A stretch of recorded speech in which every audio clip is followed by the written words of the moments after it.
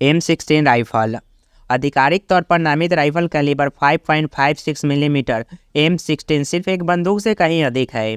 यह अमेरिकी सैन्य इतिहास और तकनीकी प्रगति का प्रतीक है। इसकी कहानी नव प्रवर्तन, विवाद और अंततः दुनिया में सबसे व्यापक रूप से उपयोग की जाने वाली राइफलों में से एक के रूप में विकसित होने की है। M16 की उत्पत्ति 1950 के दशक में हुई, जब M14 की तुलना में हल्की, अधिक नियंत्रणीय राइफल की खोज की जा रही थी।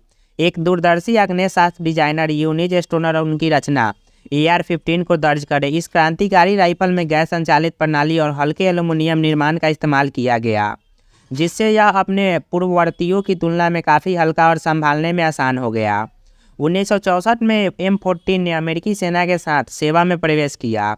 शुरुआत में इसे अपने अपरंपरागत डिजाइन और छोटे कैलिबर गोला बारूद के कारण संदेह का सामना करना पड़ा। हालांकि नज़दीकी जंगल युद्ध में इसके फायदे जल्द ही स्पष्ट हो गए। इसकी हल्की डिजाइन और तीव्र फायर क्षमताएं घने वियतनामी इलाके में नेविगेट करने वाले सैनिकों के लिए मूल्यवान साबित हुई। विश्वसनीयता और गोला बारूद की गुणवत्ता के साथ शुरुआती मुद्दों ने हथियार को परेशान किया, जिनसे नम वियतनामी वातावरण में जाम होने की प्रवृत्ति के कारण इसे दुर्लभपूर्ण उपनाम ब्लैक राइफल मिला। इन समस्याओं को बड़े पैमाने पर बेहतर गोला बारूद और सफाई प्रक्रियाओं के साथ संबोधित किया गया, लेकिन M16 की प्रतिष्ठा धूलित हो गई थी। अपने शुरुआती संघर्षों के बावजूद M16 की क्षमता निर्विवादित बनी रही। अमेरिकी सेना ने इसके विकास में निवेश करना जारी रखा, जिससे कई उन्नत संस्करण सामने आए।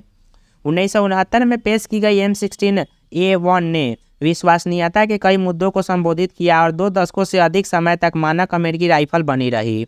इसके बाद और प्रगति हुई, जिससे बेहतर नियंत्रण और गोला बारूद संरक्षण के लिए 3 राउंड विस्फोट क्षमता वाला M16A2 शामिल भी हुई।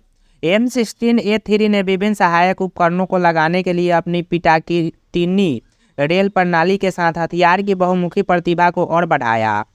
आज M16, M16A4 और छोटी M4 कार्बाइन में विकसित हो गई, जो अमेरिकी सेना, मरीन और वायु के सेना के प्राथमिक हथियार के रूप में काम कर रहा है। ये वेरिएंट हल्के, अधिक मॉड्यूलर और उन्नत प्रकाशिकी और सहायक उपकरण से सुसज्जित है, जो आधुनिक युद्ध की लगातार बढ़ती मांगों को दर्शाते हैं। M16 का प्रभाव युद्ध के मैदान से कहीं आगे तक फैला हुआ है। इसके डिजाइन सिद्धांतों ने अनगिनत नागरिक आग्नेयास्त्रों को प्रभावित किया है, जिससे यह अब एक उत्पादिक, सबसे व्यावसायिक रूप से सफल राइफलों में से एक बन गई है।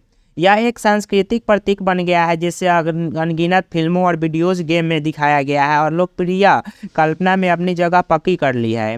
M16 का इतिहास विवाद में रहित नहीं है। वियतनाम में इसके शुरुआती प्रदर्शन और संयुक्त राज्य अमेरिका में असॉल्ट राइफलों को लेकर चली रही बहस ने इसे काफ़ी चर्चा का विषय बना दिया। हालांकि सैन्य प्रौद्योगिकी पर इसके निर्विवाद प्रभाव और एक विश्वसनीय और प्रभावी हथियार के रूप में इसके निरंतर विकास से इनकार नहीं किया जा सकता। M16 राइफल अमेरिकी सफलता और अनुकूलनशीलता का प्रमाण है।